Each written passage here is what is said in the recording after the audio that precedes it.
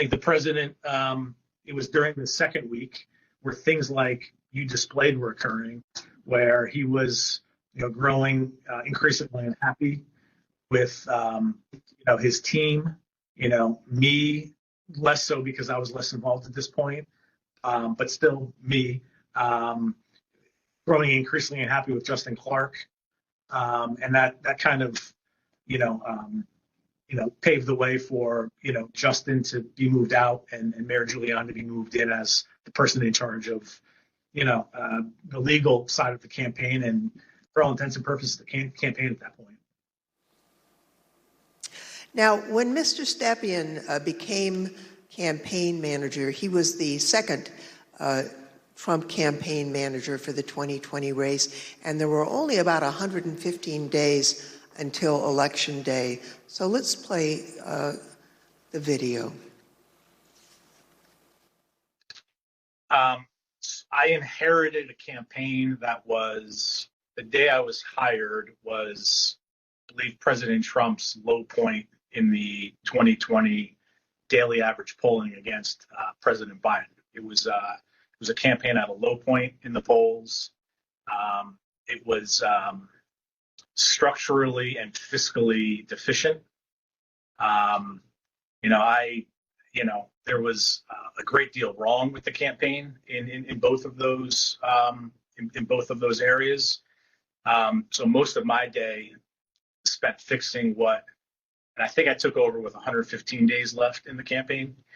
Most of my time was spent fixing the things that could be fixed with 115 days left in the campaign.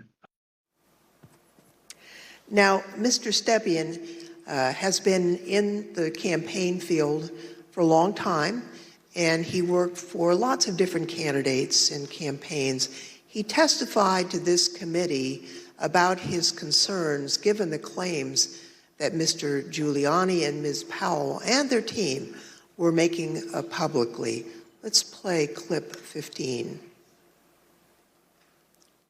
Okay, and was it important for you, Mr. Stepien, to sort of pull back just for your own professional reputation? You didn't want to be associated with some of what you were hearing from the Giuliani team and others that sort of stepped in the wake of your departure?